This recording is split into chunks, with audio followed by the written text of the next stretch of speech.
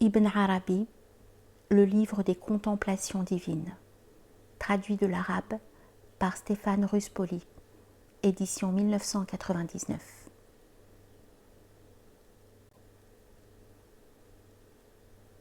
Place-moi dans les trésors inaccessibles, afin que nul autre que moi ne puisse me voir, et exhorte les hommes à rechercher ma vision. Alors tu trouveras derrière chaque voile ce qui est amené à découvrir celui qui aime. Ibn Arabi, le livre des contemplations divines, chapitre 3. Introduction. Un dialogue métaphysique. Le livre des contemplations divines, Kitab el-Mashahid el-Ilahiyya, est un entretien métaphysique du jeune Ibn Arabi avec Dieu, l'instruisant des mystères de la création, de la fonction insigne dévolue à l'homme dans l'économie de la gnose et des lois secrètes de la connaissance unitive, le Tawhid. Cet essai prometteur du jeune maître andalou a été rédigé à Séville en 1194, où Ibn Arabi passa sa jeunesse et reçut l'essentiel de sa formation initiale au soufisme. Né à Murcie en 1165, il avait donc 29 ans et était dans la période d'élaboration de ses premiers écrits mystiques. Nous verrons plus loin qu'il fit une dédicace de son livre des contemplations à l'un de ses premiers maîtres qui l'a beaucoup marqué, le cheikh Mahdawi. Dès l'exorde du livre, Ibn Arabi souligne le caractère inspiré de son traité qu'il donne pour une contemplation des secrets sancticismes et une vision des aurores des lumières divines. Chacune des 14 contemplations qui le composent est suscitée par le lever d'un astre particulier du registre initiatique de la voix. Et c'est le cœur, qalb, envisagé comme lieu épiphanique des présences divines, qui est l'organe réceptif de ces visions mystiques. L'auteur en précise le symbolisme dans le sceau du livre. Ce sceau, ou chapitre de conclusion, annoncé dès le prologue, est une apologie destinée à confirmer la valeur de l'enseignement inspiré dont se réclame Ibn Arabi, en s'appuyant sur l'autorité du Coran et de la tradition sacrée, Sunna. Il précise dès l'ouverture du traité que ces diverses illuminations ont été extraites des trésors scellés, dans l'absoconditum, c'est-à-dire du monde suprasensible pur, qui est le plan ésotérique de l'essence inconditionnée. Autrement dit, ce livre s'adresse aux initiés de la voie, les hommes de la gnose, qui seuls peuvent le comprendre intuitivement. Que l'amateur qui ne se sent pas de leur nombre se contente de goûter la prose inspirée d'Ibn Arabi, ou, selon son conseil, qu'il aille interroger directement leurs adeptes, les hommes de la voie. La méditation d'Ibn Arabi se développe dans les hautes sphères de la mystique spéculative et il transpose le prône inspiré, khitab, capté dans le monde du mystère, dans un discours dialogué dont la divinité conserve l'initiative. C'est un exemple des ressources de la pédagogie divine caractéristique de l'ésotérisme des mystiques musulmans. Le symbolisme est très riche et la plupart des thèmes directeurs sont d'une heureuse venue. Mais leur mode d'exposition est si abstru et allusif qu'il nous a semblé nécessaire de proposer aux lecteurs des présentations spéciales pour chaque chapitre. Ces clés de lecture ne sauraient évidemment remplacer la méditation personnelle qui est à la discrétion de chacun, et moins encore la navigation spirituelle suivie de l'immersion nécessaire dans l'océan divin pour trouver les clés des trésors de l'essence. Comme le montre Ibn Arabi, ces clés secrètes ne sont données qu'aux pèlerins de l'unité, adeptes de l'annihilation mystique, Fana. L'Esprit de Dieu, ou sa lumière, se dévoile à travers les 14 contemplations lumineuses que capte son récepteur privilégié, l'esprit du Cheikh Ibn Arabi. Derrière le symbolisme récurrent des lumières théophaniques, c'est la méditation secrète d'un jeune savant en tasawwuf qui projette ses premiers feux. Le livre des contemplations se présente comme un soliloque de l'esprit, recomposant la genèse de ses origines en Dieu, de son déploiement et de son conditionnement créaturel dans la forme humaine, et de sa reconversion vers l'unité fondamentale. L'attestation de l'unique ou tawhid est fondée métaphysiquement par le pacte originel noué dans le plérum céleste entre Dieu et l'humanité. C'est l'acquiescement à la demande divine « Ne suis-je point votre Seigneur ?» Cette alliance prédétermine la saisie réciproque des deux protagonistes de la dialectique instaurée entre Dieu et son témoin de contemplation. Le recueillement de la pensée sur le centre émetteur de la lumière originelle domine les spéculations, parfois absconses, mais toujours fécondes, d'Ibn Arabi, dont l'esprit d'investigation est la qualité première. Sa méditation tourne en spirale autour d'un même objet qui se révèle, mais se dérobe aussitôt, après avoir été entrevu dans l'aurore ou au couchant d'une inspiration ponctuelle. En effet, l'éclat de la divinité, Uluhiyya, est une lumière aveuglante dont on ne peut capter que les reflets sur les eaux mouvantes de la conscience, pour peu qu'un des astres du cœur vienne à l'illuminer. Par le truchement de l'esprit divin, Ruh, Ibn Arabi véhicule un dialogue alterné entre Dieu et lui-même, dialogue qui est en fait un soliloque de l'âme absorbée en contemplation. Renonçant à saisir la nature proprement ineffable de Dieu qui transcende toute qualification, affirmation ou négation, c'est sur le réseau indéfiniment complexe de ses relations intrinsèques avec l'intelligence humaine, cette âme pensante, nafs natiqa, des philosophes, que porte la spéculation de notre mystique. Le discours dialectique qui témoigne de cette relation fait naturellement exploser le cadre logique des analogies constitutives entre l'homme et l'univers d'une part, entre Dieu et l'homme d'autre part. Parce que la loi constante de la coincidentia oppositorum remet toujours en question le rapport créateur-créature, seigneur-serviteur, pour marquer l'équivocité de la réalité divine immanente à l'homme. Déjà se précisent les lignes directrices de la métaphysique d'Ibn Arabi, touchant l'ontologie des formes épiphaniques, la fonction noétique de l'imagination active, khayal, et l'anthropologie spirituelle. Malgré son unité d'ensemble, le traité comporte certaines maladresses, quelques digressions, et il est rédigé dans un style volontairement hermétique qu'Ibn Arabi perfectionnera avec la maturité. Sa pensée elliptique et la rhétorique des oppositions, lumière-ténèbres, parole-silence, bonheur-malheur, châtiment-récompense et ainsi de suite, reflètent l'influence naturelle et profonde du registre de l'eschatologie coranique. Ces thèmes de prédilection récurrents sous la trame enchevêtrée du livre des contemplations sont d'ailleurs d'une haute portée. Ils concernent la saisie paradoxale de la connaissance mystique, l'apophatisme de la réalité divine, les différentes voies d'accès à l'unité, la sotériologie et l'eschatologie collective et individuelle des âmes, les conditions de la guidance divine et les prérogatives spéciales du pôle mystique comme délégué de la présence divine. L'ensemble du livre s'organise autour de 3 principes directeurs qu'Ibn Arabi n'a jamais cessé d'approfondir toute sa vie durant, à savoir le sentiment de la transcendance divine, tanzih, qui imprègne de nombreuses séquences visionnaires, la fonction initiatique et sotériologique dévolue à l'homme parfait, insan kamil, conçu comme le délégué de Dieu et le porte-parole de sa sagesse, enfin la méditation récurrente des conditions d'accomplissement du tawhid ésotérique. Ces 3 facteurs sont interdépendants. En effet, comme support épiphanique de la présence divine, l'homme assure la liaison entre les plans divins et créaturels.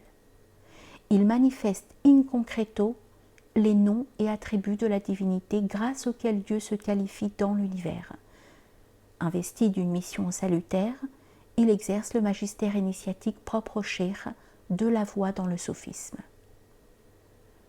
En concentrant les attributs de la science et de la toute-puissance divine sur l'homme, Ibn Arabi relativise la notion de servitude, ubudiyya, si accentuée dans la révélation coranique, où le statut des croyants ordinaires, comme celui des prophètes, implique la totale soumission et l'effacement devant la volonté divine. Tel que le conçoit notre penseur, le service divin n'est plus simplement l'éthos de la pauvreté et du dénuement spirituel, visant à l'annihilation de l'ego terrestre et limité, par laquelle le soufi accède à l'union et à la liberté. Le statut spirituel et éthique du wali prolonge en quelque sorte la vocation des prophètes, et spécialement celle de l'envoyé de Dieu, Muhammad, comme sceau de la prophétie. De sorte que la mission de l'homme est d'être asservi à la fonction divine, afin de proclamer et d'imposer la loi de Dieu menant à l'union transformante. Ibn Arabi trace ainsi les caractéristiques du sage comme délégué de la présence divine et médiateur de l'impératif créateur identifié au kun coranique. Cette conception impérieuse de la maîtrise spirituelle explique sans doute la véhémence de certaines prédications exaltant les pleins pouvoirs de l'homme parfait, investi de l'autorité divine. Bien qu'inspiré par le zèle de la connaissance salutaire, l'enseignement d'Ibn Arabi dénote une certaine intolérance qui ira s'accentuant avec la maturité. En lui cohabite le théologien prédicateur influencé par les ulama et le gnostique cherchant sa voie de salut personnel sous les auspices de la miséricorde. Ainsi, dans le chapitre 14, nous assistons à un règlement de compte du jeune shir avec différentes catégories d'hommes qu'il expédie en enfer par la puissance du souverain juge. Et dans ce scénario eschatologique grandiloquent, Ibn Arabi joue le sauveur messianique en prenant la tête du 8e groupe des spirituels, le seul à être admis au paradis de la contemplation bienheureuse. Tous ceux qui se sont écartés de la voie orthodoxe de l'union, telle qu'il la conçoit, sont bons pour le châtiment et culbutés en enfer. Le cadre de l'eschatologie coranique lui permet de légitimer cet esprit d'inquisition. Une première impression générale se dégage de la lecture du traité. Il y a la conscience aiguë de la toute-puissance s'exprimant par le prône divin, Riteb, et qui alimente une rhétorique de la promesse et de la menace, de la récompense et du châtiment.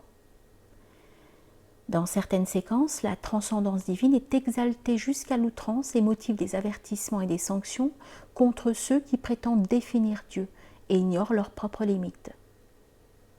Comme sujet de l'interpellation divine, le pèlerin des contemplations assume la tâche d'avertisseur et d'éclaireur providentiel pour la communauté des Awliya. C'est là un trait caractéristique de la fonction insigne attribuée au shir comme recteur et juge souverain des âmes, qu'il doit gouverner au nom de Dieu.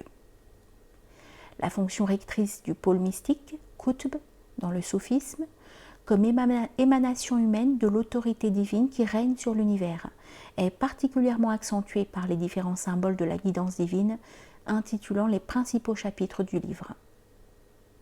En effet, la lumière initiatique particulière qui se dévoile par les différents astres du livre des contemplations est ambivalente. Chaque astre est un attribut divin, et donc simultanément un attribut de l'homme parfait en tant que vicaire ou calife de Dieu.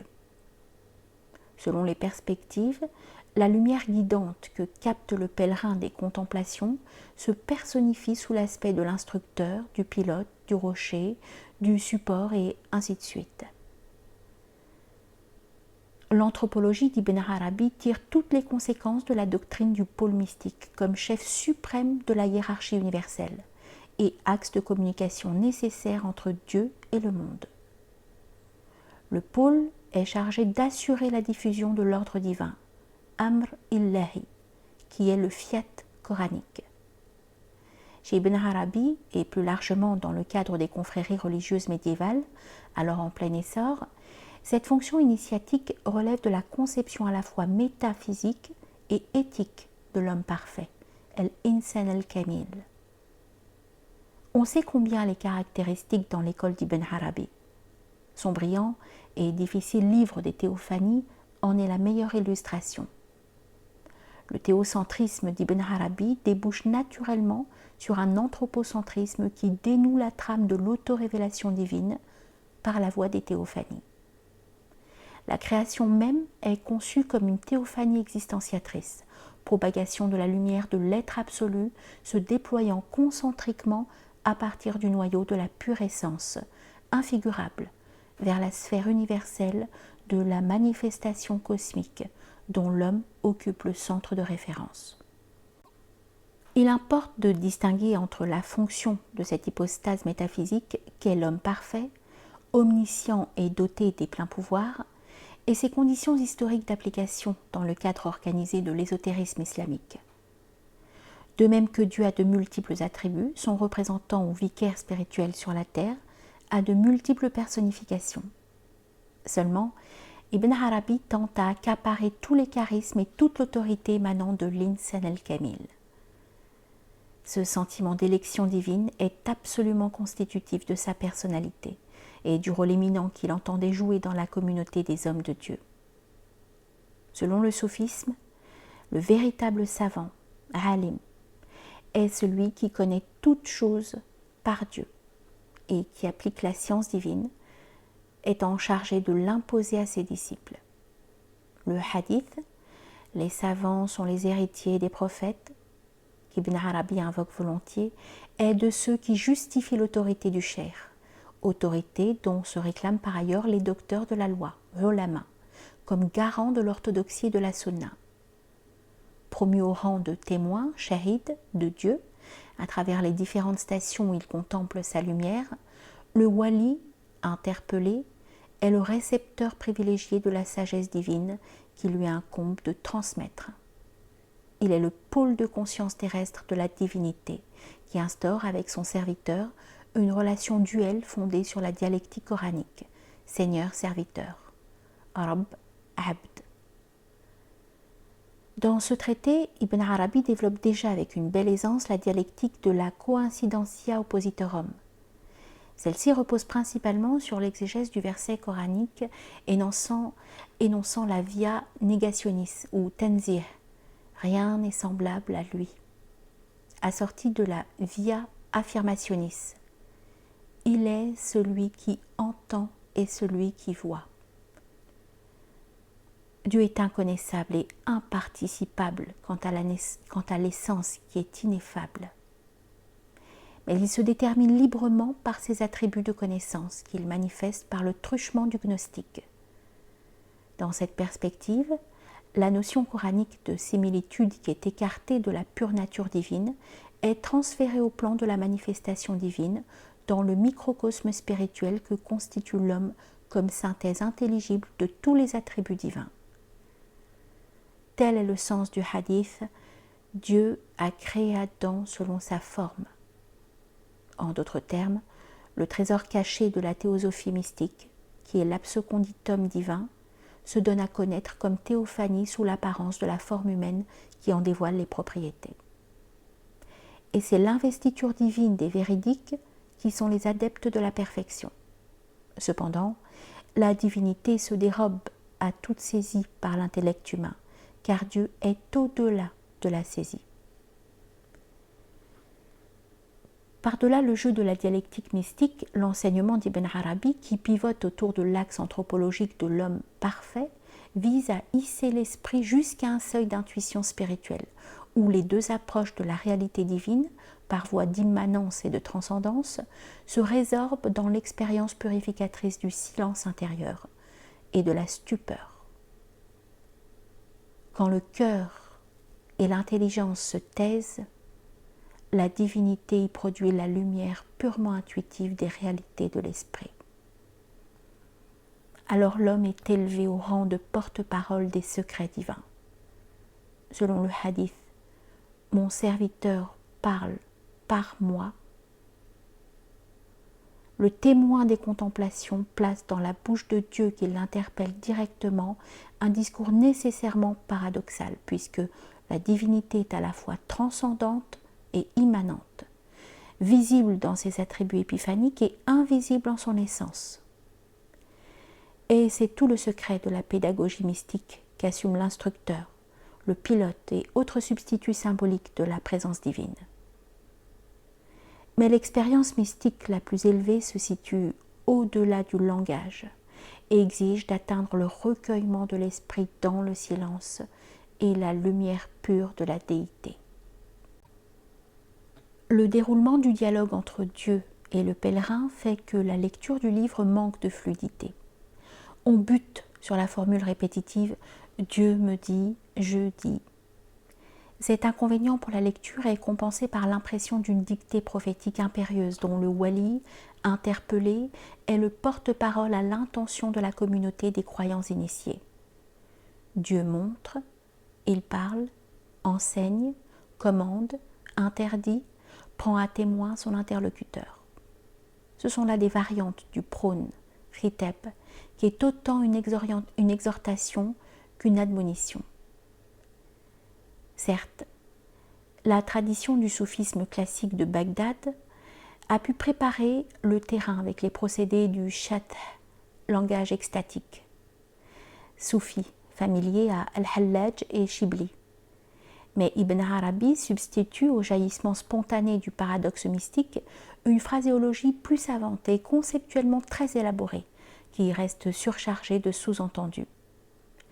Il exploite la dialectique philosophique qui l'aide à nourrir sa méditation et à développer une argumentation a contrario. En résulte un effet de contraste dans l'échange des propos entre le serviteur et son seigneur, qui met en évidence les ressources de la coincidentia oppositorium. Le logos prophétique, énoncé en style oraculaire, devient une projection du soliloque métaphysique que poursuit l'auteur du livre des contemplations.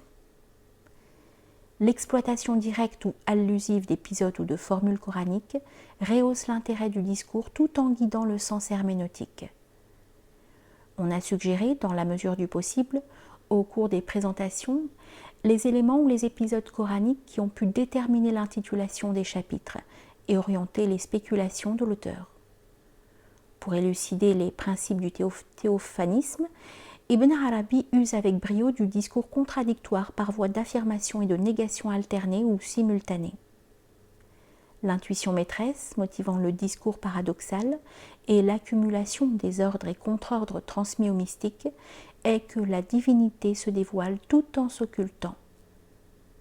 La lumière divine essentielle est inscrutable et s'apparente à la ténèbre originelle d'où l'homme a été extrait. Ce dernier ne peut en capter que les différents voiles épiphaniques, et même lorsqu'il y parvint à soulever ces voiles, les 70 000 voiles de lumière et de ténèbres de la face, le témoin des contemplations ne voit plus que le néant de son origine en Dieu. Les nombreuses séquences symboliques du fana, ou annihilation mystique dans la source divine, typifient un retour à la condition adamique, qui ressource l'esprit dans l'harmonie et l'unité des origines. C'est la restauration du tawhid primordial que symbolise le pacte d'alliance, noué dans le plérome entre Dieu et l'humanité avant la création. L'axe métaphysique définissant la relation entre les deux pôles de l'être, le pôle divin et le pôle créaturel, est figuré par le symbolisme de l'arbre. De même qu'on ne peut connaître l'arbre qu'à ses fruits, c'est par la dérivation que l'on connaît le fondement, car l'arbre du tawhid n'est pas un tronc nu. Il a ses ramifications multiples, dont chacune manifeste un aspect particulier, singulier, de la participation à la chaîne de l'être. Et comme le dit l'auteur, tout cela est relié à la terre, c'est-à-dire au cœur même du serviteur, qui se reconnaît soi-même comme investi par la présence de son Seigneur. Alors, la polarité de la conscience oscillant entre le Rabb, Seigneur personnel, et le Abd, serviteur, se stabilise dans une parfaite réciprocité gnostique entre le fondement divin et la dérivation humaine. Car chacun des deux connaît l'autre en vertu de la connaissance de cet autre qui est investi en lui-même au point de devenir lui-même. À ce degré supérieur fulgure la réalisation de la certitude, haqq al-yaqin, qui abolit la distinction illusoire entre je et lui. C'est le tawhid de l'ipséité par lequel Dieu s'affirme lui-même comme le vrai témoin de la contemplation. Shahid, dans le cœur du croyant véridique, qui est son miroir épiphanique. On peut alors décliner la formule selon cette variante. Celui qui se connaît soi-même est connu de son Seigneur. Car la connaissance que Dieu a de nous dans notre être essentiel est celle-là même qui nous procure la connaissance de nous-mêmes, telle que nous sommes connus et dévoilés en lui par la puissance d'attraction de la lumière source. Cela implique la certitude de ne pouvoir désirer rien d'autre que Dieu, car c'est dans l'anéantissement de sa conscience, dans l'être de Dieu, que, de rien qu'il était, le serviteur peut devenir quelque chose en participant à la lumière originelle, à laquelle l'ascèse du tawhid doit le conduire. Cette assomption vers l'union coïncide avec une descente de la présence divine dans le cœur du wali véridique qui s'en trouve investi, de telle sorte que se vérifie le beau hadith selon lequel le cœur du croyant est le trône de Dieu. Alors, il peut connaître son propre Seigneur de la connaissance, même que Dieu a de lui-même, qui est une connaissance fulgurante, instantanée et éternelle. Je ne pense pas faire mentir Ibn Arabi en récapitulant la perspective par ces formules. Il y a d'abord l'ignorance, puis vient la distinction entre la masse opaque de l'ignorance et la fraction infime de la connaissance. Puis c'est la relation dans la distinction, puis l'étroitesse de la relation conduisant à l'abolition de la distinction, puis l'unification sans distinction, puis la distinction dans l'unité, enfin la subsistance dans l'unité de la distinction. Les deux dernières étapes correspondent respectivement au fana et au baqa, ou encore au tawhid de l'essence seule et au tawhid de l'essence avec les attributs. Tant que l'on n'a pas compris que celui qui questionne et celui qui répond, le talib et le matloub, ne sont pas deux interlocuteurs distincts, mais bien le dédoublement épiphanique d'un même esprit qui sonde l'abîme des raisons d'être des choses et des objets de connaissance, aucune lumière véritable ne pourra abolir la voie illusoire mais tenace de la distinction entre moi, ana, et lui, huwa. C'est la quintessence du message de Hallaj, ramassé dans sa proclamation Ana al-Haq, je suis Dieu, ou plus fidèlement, mon moi est devenu l'être vrai. Dire lui à ce stade, c'est reconnaître sa transcendance, certes, mais encore traiter Dieu comme un autre auquel on ne s'identifie pas. En termes chrétiens, on dira que l'amour du prochain n'a pas été compris comme étant l'amour de Dieu pour lui-même. Les premiers grands adeptes de la réalisation mystique, Tustari, Hallaj, Kharraz, Shibli et d'autres soufis autour de l'école de Bagdad dirigée par Junayd, n'ont cessé de méditer sur le lexique pronominal comme quête radicale de l'identité divine à trouver. Et au point culminant de leur ascèse, ils la trouvaient dans l'extase par l'unio mystica avec le bien-aimé, Mahboub. L'expérience d'une telle osmose spirituelle avec le moi divin n'allait pas sans soulever l'alarme, voire l'indignation, aux yeux des théologiens et docteurs de la loi sourcilleux quant au dogme de l'absolue transcendance divine. Aussi, la plupart évitaient de s'en exprimer ouvertement, alors que d'autres, comme le célèbre Bastami et plus tard Hallaj, n'ont pas craint de divulguer le secret de leur tawhid dans le langage du shath, expression spontanée d'une vérité incompressible jaillissant du cœur. La leçon fut si sévère, on connaît la fin de Hallaj, martyr crucifié par le bras séculier, que peu à peu la proclamation da'wa des maîtres du soufisme se mua en un discours de type apologétique et exhortatif, filtré par la dialectique. C'est ce qui se produit par Ibn Arabi qui exprime le même message fondamental dans un langage hermétique et oraculaire.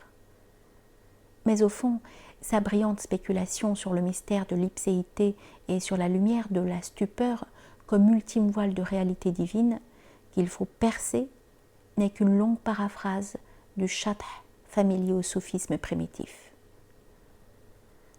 Quand disparaît vraiment l'illusion d'un autre à connaître, voici que le connaissant et le connu ne font plus qu'un, et que lui devient moi.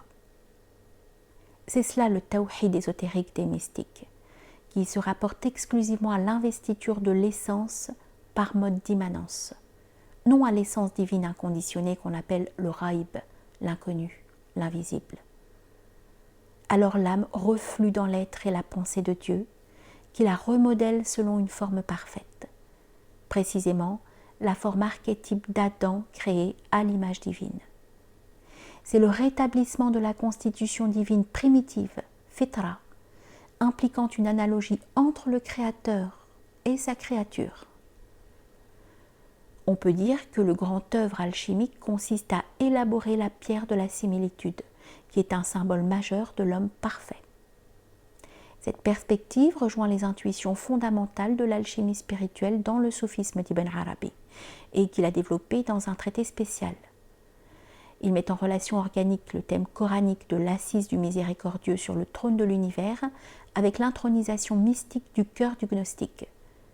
Ainsi, tous les noms divins qui ont été enseignés à Adam dans l'acte créateur sont inscrits sur cette pierre philosophale qu'est le cœur, en tant que réceptacle de la primitive insufflation divine. L'alif, première lettre de l'alphabet arabe et symbole de la pure essence, se trouve gravé sur toute chose portant la marque de l'unité première. L'homme détient en lui-même le secret de la pierre, qui est le secret de Dieu immanent à la forme humaine.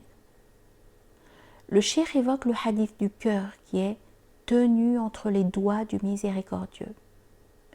C'est l'apprentissage de la science innée qui exige un abandon complet entre les mains de Dieu, l'article fondamental du tawakkul, et une réceptivité du cœur aux effusions de la lumière divine.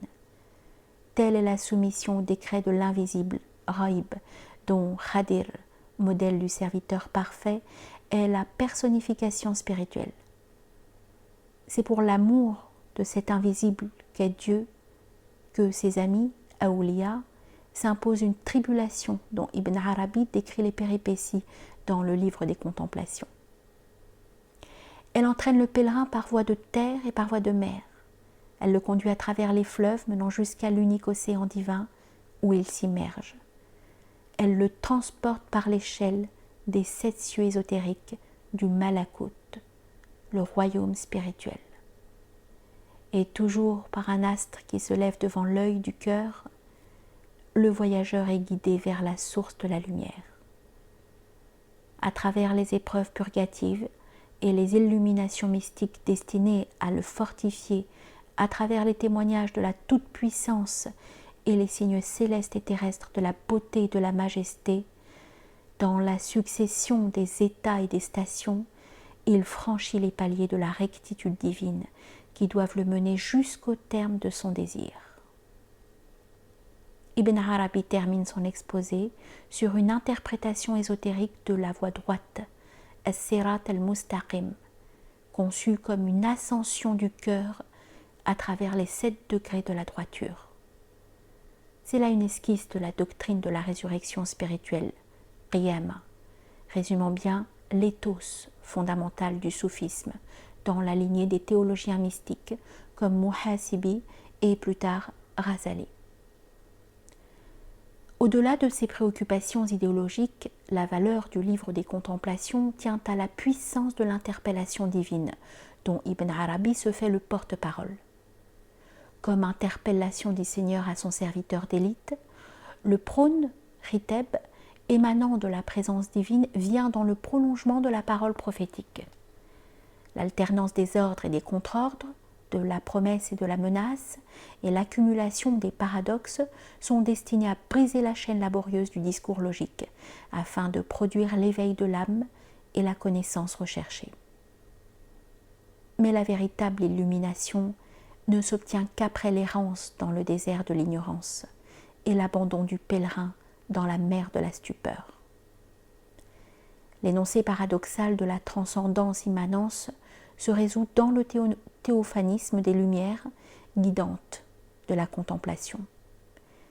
Nous verrons plus loin la fonction particulière attribuée aux différents astres en rapport avec le symbolisme numérique du septénaire redoublé.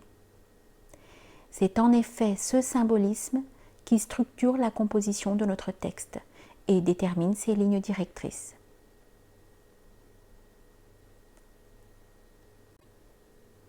Le symbolisme du septénaire.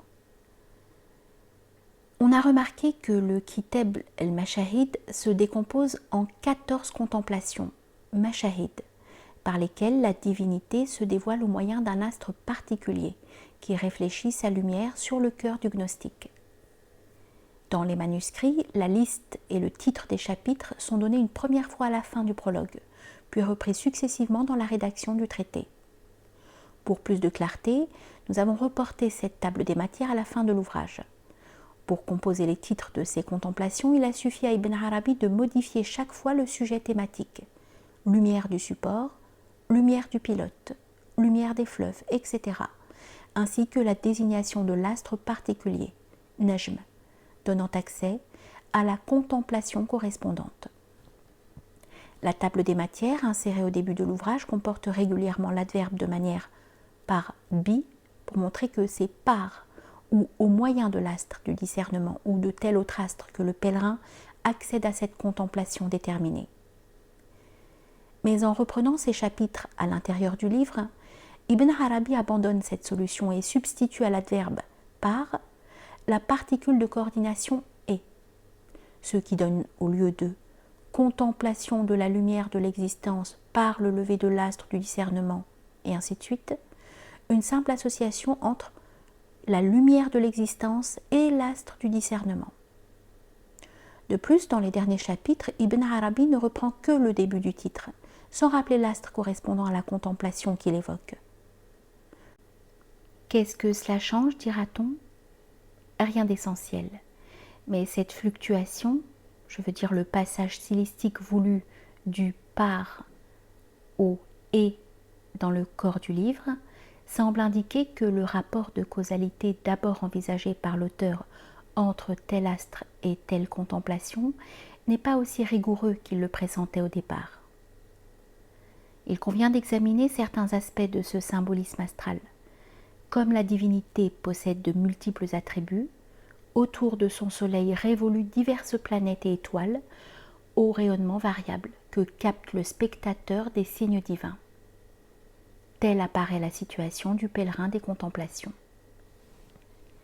À l'imitation d'Abraham et d'autres prophètes mentionnés dans la révélation coranique, notre voyageur bénéficie des lumières de la guidance divine, Hidayah, par le truchement des astres ésotériques du monde spirituel, perçu par l'imagination active, Khayal, dans le Malakut, assimilable au ciel de l'âme, et conçu comme intermédiaire entre le monde intelligible et le domaine du sens. Le Dieu lumière guide prophètes et aoulias par les signes célestes et les constellations. Ainsi, dans le Coran, abondent les symboles d'initiation prophétique par le soleil, la lune, Vénus et diverses configurations astrales manifestant la beauté de l'ordonnance cosmique et témoignant de la toute-puissance du Créateur.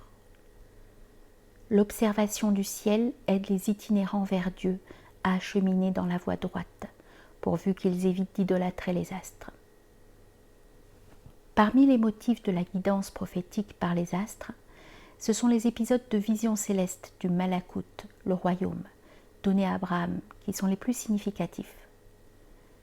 Ils ont été largement interprétés dans la littérature du soufisme pour illustrer l'apprentissage de la connaissance divine à travers les épreuves du voyage vers la patrie céleste. D'autres exemples attestent la prépondérance de ce symbolisme astral comme témoignage de la providence divine dans le Coran. Ibn Arabi s'est naturellement inspiré des motifs coraniques des visions astrales qui imprègnent la tradition religieuse en liaison avec l'expérience prophétique. On en trouve plusieurs illustrations au cours du livre, voire notamment les chapitres 4, 7 et 8. Cependant, plusieurs contemplations s'ouvrent sur d'autres types de visions du registre de la cosmologie ou de la métaphysique. Ainsi, pour la lumière de la déité, du silence, de la stupeur, ou encore le symbolisme du voyage par les fleuves et les océans, chapitres 8 et 9. Le thème générique du voyage et de la quête est illustré par le dévoilement de ces différentes entités lumineuses, en correspondance avec les noms divins dont ils sont les signes visibles au Malakut. Maintes séquences de son autobiographie spirituelle confirment ce fait. À plusieurs reprises, le Cheikh mentionne le soleil et la lune, les astres en général, et même une fois la constellation de la petite ours au cours du livre. Pour inciter son témoin de contemplation à la découverte de Dieu et ses mystères, le Très-Haut lui recommande « Regarde-moi dans le ciel, regarde-moi dans le soleil, recherche-moi dans la lune, scrute-moi dans les étoiles. » C'est encore le soleil et la lune dont les influx spirituels alternés déterminent la condition du rocher baignant dans la mer verte. Dans le livre des Contemplations, Ibn Arabi suggère une correspondance entre les noms et les propriétés de la sagesse divine et leur détection par les entités célestes du Malakut. Chaque lumière théophanique captée par l'œil du cœur recèle un aspect de la science innée communiquée par la parole divine. Le prône que Dieu adresse à son témoin de contemplation, Shahid, est l'essence de la lumière intelligible dont cet astre est porteur. C'est ce sens secret qu'il s'agit de pénétrer. Ainsi, à travers les 14 stations du livre des Contemplations, la parole divine, conçue comme émission lumineuse, produit un éveil de l'âme aux réalités métaphysiques que le pèlerin doit assimiler, interpréter et transmettre aux hommes de la voie. La succession des apparitions et occultations associées aux lumières de la contemplation, qui sont aussi des voiles épiphaniques de la majesté divine, Jalal, conditionne l'apprentissage des secrets de la création et de la connaissance du Tawhid. Cette initiation se développe par le mouvement dialectique inhérent à la pédagogie divine. C'est essentiellement par l'assistance de l'esprit émanant de l'impératif divin, le kun coranique, que le pèlerin est initié à la volonté de Dieu et à ses décrets prééternels. Alors que l'homme ne peut connaître la mesure de la capacité divine qui l'oblige à se résigner devant son ignorance fondamentale, par sa sollicitude, la divinité s'adapte à sa faiblesse et l'éclaire sur sa destinée et sur les arcanes de la voie unitive menant au salut, et donc au bonheur. Cette pédagogie divine s'exerce par touches fugitives dans des états mystiques ou des extases passagères, ou bien à travers les haltes plus durables dans les stations de la contemplation. Chaque seuil de contemplation qu'atteint le pèlerin est comme une oasis de fraîcheur et de quiétude au cours de sa tribulation dans le désert de l'humaine servitude. Pour le pèlerin de Dieu, tout est signe. Les versets du livre sont des signes directement intelligibles pour celui qui sait lire le livre de l'être, qui est la parole de Dieu en acte, fixée dans la révélation coranique. Mais la nuit alternant avec le jour, le temps, les saisons, la lumière, l'obscurité, le ciel, la terre, les règnes de la nature, les constellations, les luminaires, tout cela a une signification précise qu'il appartient au pèlerin de comprendre au moment où ce signe lui apparaît. À l'exception du court chapitre 11, qui est une vision apophatique de la déité purement indéterminée, chaque lumière se présente comme un attribut divin représenté généralement par un des termes du lexique du tasawwuf et de la philosophie, plus rarement par un mot tiré d'un contexte coranique, auquel cas nous l'avons relevé dans les présentations correspondantes des chapitres. Ainsi, pour le pilote, le rocher, le support, etc., une des subtilités métaphysiques de ce symbolisme des lumières divines est de mettre en évidence la fonction réceptive et illuminative des différents astres qui les interceptent, chacun de ces astres étant en affinité avec une des facultés subtiles, lata'if, de l'anthropologie mystique. Le cœur, comme centre de référence des illuminations divines, et les autres centres de conscience qui s'y rapportent et s'y résorbent, tels que le secret, sir, l'esprit individuel, ruh, l'arcane caché, khafi, et ainsi de suite. Il existe une correspondance organique entre le microcosme humain et les différentes lumières émanées du monde invisible, la source divine cachée, qui sont projetées sur la conscience du mystique et que celui-ci découvre grâce à ses facultés subtiles dans le malakut, monde médian de l'âme universelle intermédiaire entre le monde sensible et le monde purement suprasensible. Le dévoilement de chaque contemplation correspond à un seuil ou une station de la connaissance qu'il faut franchir et dépasser pour aller vers une autre plus élevée. C'est l'éthique de la progression ou suluk, déterminant l'acquisition progressive des étapes de la connaissance unitive que le soufi a vocation de parcourir. Tel un phare en hauteur, chaque astre ésotérique du cœur projette un éclairage providentiel sur une nappe obscure de l'océan divin que sillonne le voyageur. Il représente un attribut épiphanique de Dieu, un aspect de la providence qu'il exerce sur l'élite de ses serviteurs sincères, puisque aussi bien par l'étoile ils sont dirigés. Pour reprendre le verset de la sourate 16, verset 16. Quant au nombre de ces contemplations, il va de soi que Ibn Arabi a intentionnellement tiré parti du symbolisme du septénaire redoublé, puisqu'il y en a 14. On connaît la sentence qu'il prononça devant le cercle du Shir Mahdawi à Tunis en 590 de l'Hégire, à l'époque où il écrivit son livre des contemplations.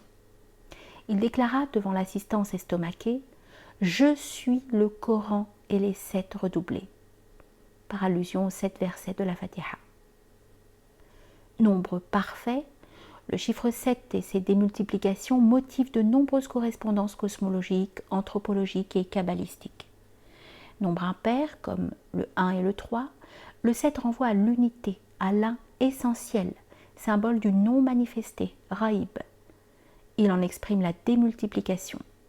De même, c'est le principe du redoublement septénaire qui détermine le nombre des 14 contemplations.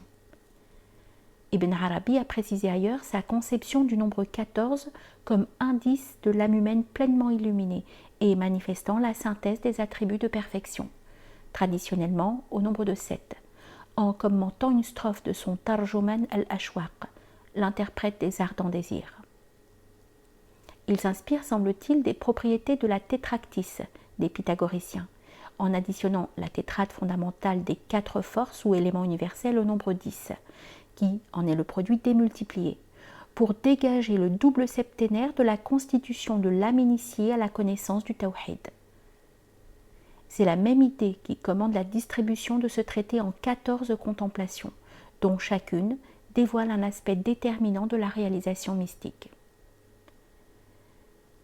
À la clé de l'heptade cosmologique et mystique figure le fameux hadith des 70 000 voiles qui dissimulent la face divine et qui intervient régulièrement dans l'herméneutique du soufisme et du chiisme. Ce hadith commande le thème directeur du chapitre 3 et d'une façon plus générale, il motive le rythme harmonique du septénaire qui est récurrent dans ce traité. Le soulèvement des 70 ou 70 000 voiles correspond aux 7 paliers de l'ascension vers la source de la lumière grâce à la divine pédagogie de l'instructeur. Ce dernier confirme aux pèlerins qu'à chaque station de l'itinéraire mystique correspond le dévoilement d'un secret qui ne peut être communiqué ailleurs, sans péril pour son bénéficiaire. Dieu confie aux pèlerins « Apprends que chaque jour 70 000 secrets d'entre les secrets de ma majesté viennent visiter le cœur du sage et qu'il n'y repasse plus jamais. »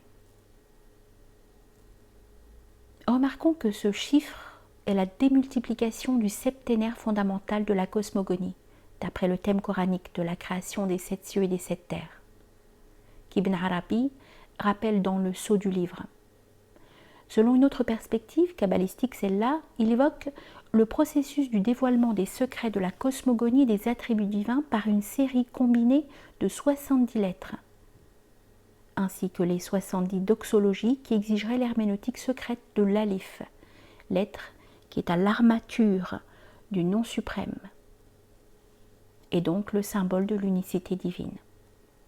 Dans le scénario du jugement dernier, la norme du septénaire s'applique également aux 7 catégories des hôtes de l'enfer. Dans l'économie du salut universel, Ibn Arabi suspend l'accomplissement du tawhid au processus d'une rédemption cosmogonique associée très symboliquement à l'apparition du 7e millénaire, qui coïncide avec l'abolition de tous les voiles métaphysiques. Le retour à l'harmonie universelle est typifié par l'idée de léon eschatologique. Ce jour divin marque la fin du 6e millénaire placé sous le règne du Mim, symbole de Muhammad, et débouche sur le 7e millénaire qui est la durée pure de la coexistence mystique, Ma'iyya, avec Dieu pour l'ensemble du genre humain.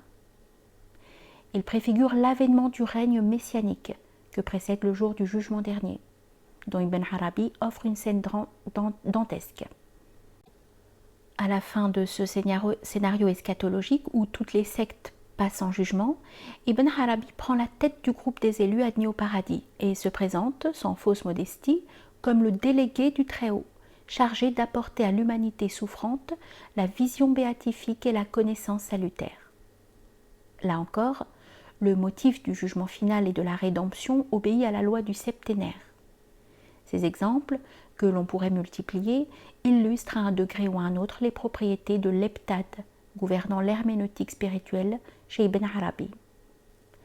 Dans l'ordre de la création ou Genèse, le dernier millénaire marque l'achèvement du processus créateur, symbolisé par le repos sabbatique de Dieu au 7e jour, d'après le récit biblique de la Genèse.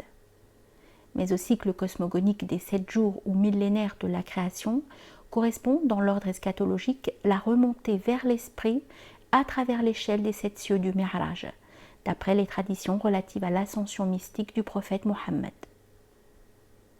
Le 7e millénaire marque l'achèvement du périple de la Walaya, comme initiation à la gnose et réintégration dans l'unité divine. Discutant du nombre des facettes du cœur, homologuées aux portes de la contemplation, en référence avec la doctrine de Razali, Ibn Arabi énumère les présences divines, Hadarat, qui se dévoilent dans la contemplation et dont le microcosme du cœur est le miroir épiphanique. Et il conclut un peu plus loin, à ces présences divines se rapportent des enseignements exotériques et des enseignements ésotériques, les premiers s'adressant aux progressants et les seconds aux maîtres confirmés. C'est là encore une manière de justifier le dédoublement du septénaire que l'on retrouve dans nos 14 contemplations. Leur but est de permettre à chacune des 2 catégories évoquées de parcourir les 7 paliers ou degrés de l'itinéraire spirituel, en empruntant la voie qui lui est la mieux adaptée. Pour définir les critères de la véracité, sidq, recherché par l'élite des hommes de Dieu, Ibn Arabi décrit succinctement en conclusion la droiture ou rectitude, istiqama. Cette exégèse de la voie droite, qui est invoquée dans la sourate liturgique de la Fatiha, comporte 7 degrés ascendants, décomposés en 3 aspects complémentaires. Droiture par la parole, par l'action et par le cœur. Enfin, dans une petite énigme kabbalistique à propos des lettres Taha, dont l'addition selon la valeur numérique donne le chiffre 14, Ibn Arabi suggère un rapprochement avec le nombre de ces 14 contemplations. Ces 2 lettres, qui ouvrent la sourate 20, se trouvent inscrites dans la constellation de la Petite Ourse, figurant le microcosme humain. Plus important, c'est aussi une sourate qu'Ibn Arabi juge très précieuse puisque la divinité s'y révèle en mode d'affirmation personnelle. Je suis Dieu, il n'y a de Dieu que moi.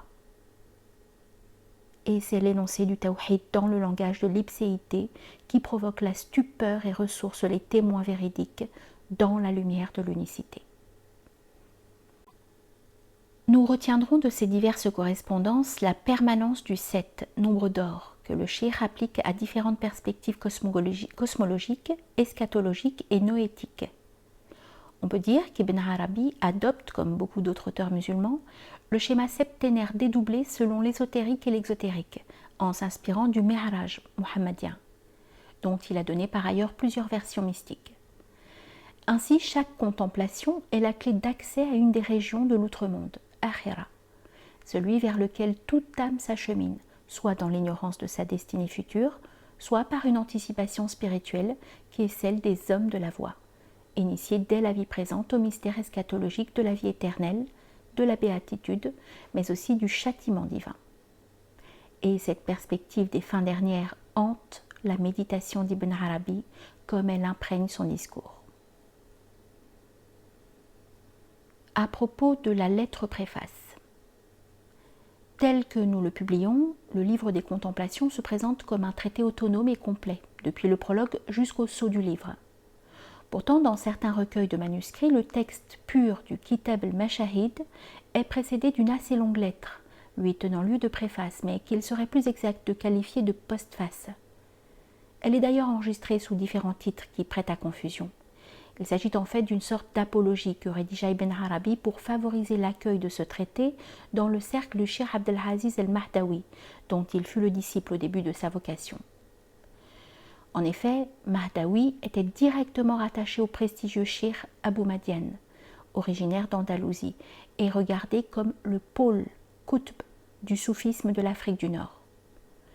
Un peu plus tard, Ibn Arabi réussira à s'imposer comme le principal successeur spirituel de ce dernier, bien que les deux hommes ne semblent pas s'être rencontrés. Or, lors d'un voyage d'Ibn Arabi qui se rendit à Tunis en 1194 pour connaître le Cheikh Mahdawi, ce dernier le traita avec froideur et réticence pour avoir choqué son assemblée par certains propos jugés outranciers.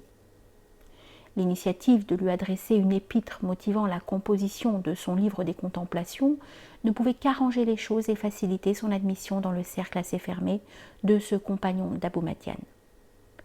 Dans cette épître où il défend la validité du recours au dévoilement intérieur, kashf, chez les hommes de Dieu, Ibn Arabi justifie aussi ses conceptions de la walaya, initiation mystique, en invoquant quelques autorités du soufisme qui ont utilisé avant lui le procédé du dialogue direct, mukhataba, avec Dieu pour transmettre leur message spirituel. Et parmi ces autorités, il mentionne certains écrits du cercle de l'école d'Almeria, représenté par Ibn Barajan, Ibn al-Arif, et il se réclame du grand mystique Nifari, dont il reconnaît s'être inspiré pour la composition de son traité. On y revient au chapitre suivant.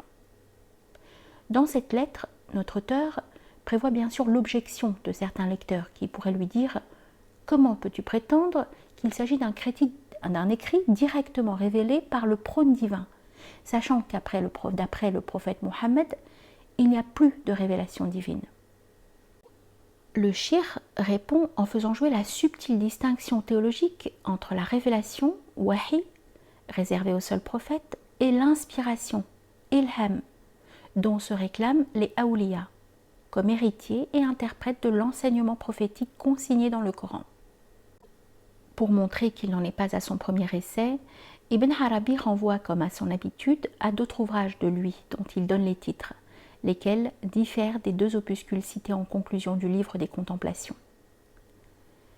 Ceci pose encore un problème, sachant qu'Ibn Arabi mentionne souvent sous des titres différents des écrits identiques, et parfois même des traités qu'il n'a pas encore rédigés et qui sont restés à l'état de projet ou n'ont pas été retrouvés. Quoi qu'il en soit, notre auteur obtient ainsi un effet de masse, susceptible d'impressionner l'auditoire quant à sa fécondité littéraire et à la solidité de sa culture spirituelle, que personne du reste ne met sérieusement en doute. En définitive, cette dissertation annexe est une apologie circonstanciée du livre des contemplations, destinée à en favoriser la bonne réception dans le groupe du Cheikh Mahdawi. Les deux écrits sont donc bien distincts. D'ailleurs, il n'est pas fait mention de cette épître dans les commentaires de notre traité. La filiation littéraire, Nifari et Razali. Le livre des contemplations est marqué par l'influence doctrinale de deux grands théologiens mystiques, d'ailleurs aussi différents que possible par leur culture et leur tempérament. Il s'agit du soufi Muhammad ibn Abd al-Jabbar al-Nifari, au Xe siècle, et d'Abu Hamid al-Ghazali, 1058-1111, le célèbre défenseur des valeurs du soufisme, mais aussi le critique sévère des falasifas, philosophes. La mention de Nifari dans l'épître d'Ibn Arabi signalée plus haut était la moindre des choses, compte tenu de l'étroite parenté stylistique et doctrinale qui existe entre le livre des contemplations et le Kitab el-Mawaqif, le livre des stations divines de Nifari. Ce traité de haute métaphysique, résolument intérioriste et fortement inspiré, compte parmi les chefs-d'œuvre de la littérature classique du soufisme. Il est élaboré sous la forme caractéristique du dialogue avec Dieu, dans un réseau de questions et de réponses faisant jaillir le sens toujours renouvelé de la vérité divine essentielle qui se dévoile au cœur du mystique interpellé.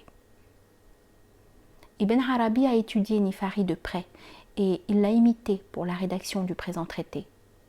Force est de reconnaître que le livre des stations divines de Nifari est bien mieux écrit et plus limpide, parce que la pensée de Nifari est toujours claire et profonde.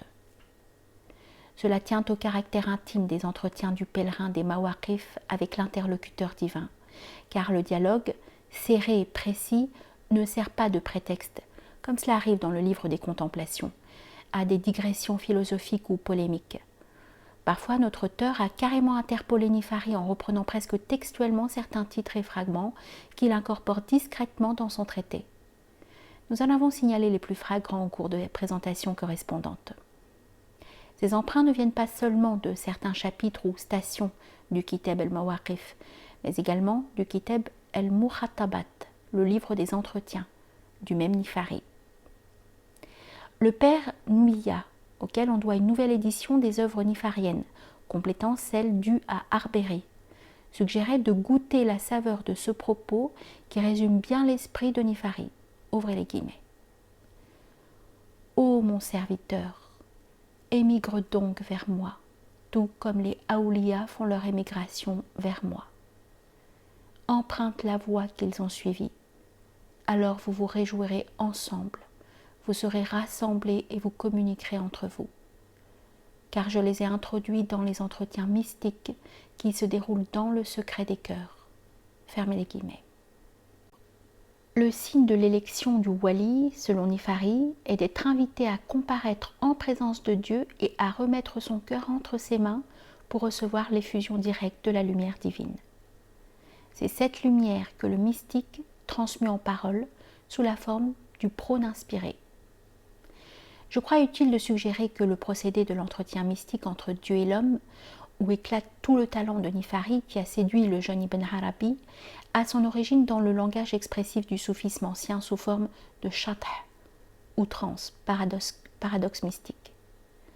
Chez Hallaj, Shibli, Nouri et d'autres maîtres fameux, à l'origine l'entretien avec la présence divine sous la forme « Dieu me dit, je dis » semble bien avoir été inventé par l'illustre Bastami, du moins si l'on en juge par la teneur des récits traditionnels de son ascension mystique vers le trône divin, où Dieu l'interpelle pour sonder les désirs de son cœur.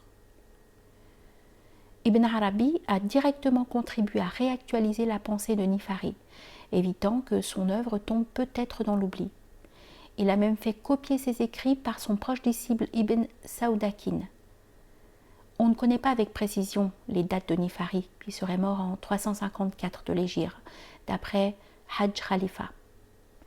Il semble que les Mawaqif, telles qu'elles nous sont parvenues, aient été recomposées et collationnées par son petit-fils ou un de ses disciples. Nifari est demeuré un mystique effacé et marginal. Détaché de toute ambition, il a goûté les charismes de la retraite solitaire et il témoigne de la parole infuse dans le cœur dans un style dépouillé où domine le sentiment de l'ineffable. Ce contemplatif pur noue un dialogue personnel avec Dieu en illustrant tous les paradoxes de la coincidentia oppositorium, par intériorisation des temps forts de la trame coranique qui nourrissent l'exégèse mystique du soufisme ancien.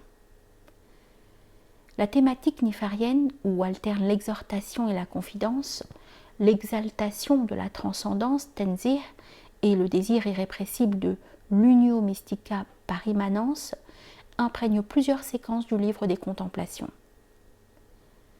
À cette époque, le jeune Ibn Arabi était encore dans sa période d'assimilation des classiques du soufisme, que chacun est tenu d'avoir étudié. Nous le voyons également influencé par l'enseignement de Razali, notamment dans sa polémique contre les philosophes et théologiens rationalistes. Ainsi, dans le scénario eschatologique déjà signalé du chapitre 14, Ibn Arabi reprend à son compte, sans d'ailleurs l'avouer, la condamnation plus argumentée de Razali dans sa réfutation des philosophes, Tahafut al-Falasifa, réfutation qui lui attira la fameuse réplique posthume du philosophe Averroès. C'est l'occasion de rappeler qu'Ibn Arabi, adolescent, rencontra le maître de l'aristotélisme arabe à Cordoue et assista plus tard à ses funérailles. Comme si la condamnation de Razali n'avait pas suffi, Ibn Arabi enfonce le clou en expédiant en enfer les théologiens rationalistes et les philosophes hellénisants, aux côtés des autres sectes de l'islam qu'il juge hérétiques. De plus, dans la conclusion du traité, Ibn Arabi réadapte la théorie désormais classique de la connaissance et de la vision du cœur avec ses différentes facettes, wujuh, en s'inspirant de l'enseignement magistral de Razali dans l'Ihya, revivification des sciences et de la religion. Il en prend occasion pour se démarquer du soufisme modéré de Razali, qui statuait avec sévérité contre l'innovation doctrinale par rapport à la tradition reçue. On réalise à travers cette double filiation que notre métaphysicien, alors âgé de 30 ans à peine, cherchait encore sa voix et son registre d'expression religieuse. Sa souplesse intellectuelle et son pouvoir d'assimilation lui permettaient, semble-t-il, de combiner deux genres bien distincts. Le courant de la théologie orthodoxe, issu de Razali, avec les audaces métaphysiques de l'ésotériste Nifari. Ce trait est révélateur de l'esprit de synthèse caractérisant la doctrine d'Ibn Arabi, qui est à la fois un docteur, alim, et un gnostique, arif. Autre affinité littéraire. Par ailleurs, le livre des Contemplations présente des affinités thématiques spéciales avec deux autres traités mineurs, tous deux d'Ibn Arabi. Nous pensons à son opuscule intitulé Kitab al-Shahid, ce traité du témoin de contemplation, comportant 27 courts chapitres, comme pour le livre des Phosos, est également une forme d'entretien, dont quelques thèmes regroupent ceux de notre livre des Contemplations. Cet ouvrage est probablement postérieur, car le style en est plus fluide, mais il n'a aucunement la densité philosophique et symbolique de notre traité. Il existe d'autre part un opuscule attribué à Ibn Arabi intitulé le Kitab el-Hujub, ou le livre des voiles épiphaniques, contenant 30 brefs chapitres sur le soulèvement des voiles qui dissimulent la face divine. C'est un thème récurrent de la mystique et nous le retrouvons évidemment dans le présent traité. Même si l'attribution de cet opuscule à Ibn Arabi n'est pas certaine, il vaut la peine d'être consulté, ne serait-ce qu'à titre de comparaison. Les commentaires du livre des Contemplations. Les principaux écrits d'Ibn Arabi ont souvent fait l'objet de commentaires. Il ne faut donc pas se méprendre sur la nature et le but de ces commentaires traditionnels des traités de soufisme, qui sont plutôt des gloses ou des annotations techniques rédigées sous forme conventionnelle à partir des explications et remarques d'Ibn Arabi lors des séances de lecture régulières que celui-ci donnait sur ses œuvres. Nous sommes dans une tradition d'école où les règles d'interprétation étaient fixées par le maître et les disciples ne faisaient qu'enregistrer la substance de cet enseignement oral. Ibn Arabi est un mystique visionnaire, mais non un pédagogue, et ses écrits ont rarement un caractère didactique. C'est aussi le cas des commentaires du livre des Contemplations, qui prolongent simplement sous forme de glose partielle le mode d'exposition ésotérique de la pensée du maître. Dans son catalogue biographique, Osman Yahya en avait répertorié deux principaux. Le premier en date est un commentaire d'Ismaïl ibn Saoudakin, qui entra dès ses 16 ans au service du cheikh, lequel en fit son famulus. Il existe un second commentaire dépendant du premier qui émane d'une femme, Sitta Hajam bint al-Nafis, décédée vers 1288. Les extraits sélectionnés par les éditeurs de la récente traduction espagnole de notre traité permettent de s'en faire une idée précise. On ne signalera que pour mémoire un commentaire non retrouvé que certains manuscrits attribuent à un auteur plus tardif, Abd al-Raouf el-Mounawi. Nous avons découvert un autre commentaire du livre des Contemplations dont on ne soupçonnait pas l'existence et qui figure dans notre principal manuscrit décrit plus loin. Ce commentaire, inédit, philosophiquement plus nourri que les précédents, est attribué à Sadr ad-Din Kunyawi, le beau-fils d'Ibn Arabi. Contrairement à Ibn Saoudakin, qui est un glossateur, Kunyawi est un écrivain beaucoup plus personnel et il a laissé une œuvre considérable. Métaphysicien brillant, Kunyawi est justement considéré comme le véritable héritier spirituel d'Ibn Arabi et le chef de file de son école qu'il a fondée à Konya à la même époque que Jalal ad-Din Rumi. Ibn Arabi reconnut en Kunyawi son disciple le plus doué et lui confia la mission de diffuser son enseignement vers l'Orient islamique. Surtout, il le chargea officiellement de commenter son célèbre livre des Fusus al-Hikam, les gemmes des sagesses prophétiques. Ce commentaire de Kunyawi, intitulé simplement Sharh al-Mashahid, commentaire des contemplations, se trouve faire suite au texte même du principal manuscrit du traité que nous avons pris pour base de notre traduction. Il est conçu sous la forme traditionnelle d'une lecture par l'hématas, suivie d'interprétations ou d'explications partielles sur les passages difficiles.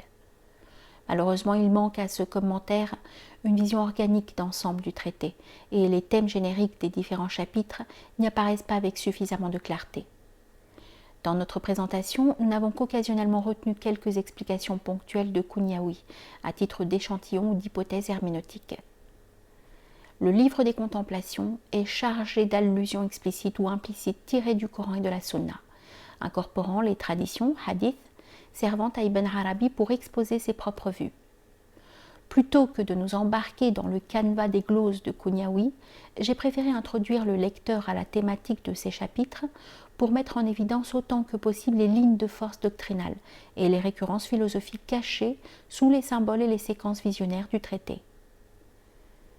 Il n'était pas possible d'alourdir notre présentation d'extraits des commentaires qui eux-mêmes demandent à être expliqués, sinon justifiés. Le repérage des sources coraniques assez abondantes, l'explication des titres de chaque chapitre, l'examen de la signification des scènes visionnaires, le chassé-croisé incessant des questions-réponses entre Dieu et le pèlerin, la reconstitution du message philosophique dissimulé sous la trame des symboles, des métaphores et des énigmes qu'accumule Ibn Arabi, c'est un peu tout cela que nous avons essayé de dégager dans notre lecture interprétative du livre des contemplations. La distance que nous avons prise avec le commentaire de Kunyawi aide à situer dans une perspective plus générale l'exposé philosophique du traité. Pour revenir à notre principal commentateur, celui-ci a laissé de côté les passages les plus délicats ou qui ne l'intéressaient pas. Certains chapitres sont hâtivement survolés, alors que d'autres sont minutieusement décortiqués et analysés membre par membre, mais seulement quelques passages. De plus, Kunyawi semble s'être lassé peu à peu au cours de son travail d'interprète et considérant la 14e contemplation comme la conclusion des 16 autres, des 13 autres. Il n'en dit rien. Il ne dit rien non plus du sceau du livre, Khatima, pourtant assez développé, qu'il ne reproduit pas. À titre indicatif, nous donnons en note la liste des chapitres les plus sérieusement examinés par notre commentateur. En fait, le meilleur de ce commentaire tient dans le long préambule, Muqaddima, qui lui sert d'introduction générale. Kunyawi y insiste spécialement sur les modalités et conditions du dévoilement intérieur, Kashf, qui conditionne une saisie directe des réalités métaphysiques, Haqa'iq, que l'élite des hommes de Dieu capte par inspiration grâce au prône divin. Il rappelle, si besoin était, qu'il est très difficile d'interpréter convenablement ces contemplations, car on peut le faire soit à l'intention des commençants, soit à l'intention des finissants de la voie.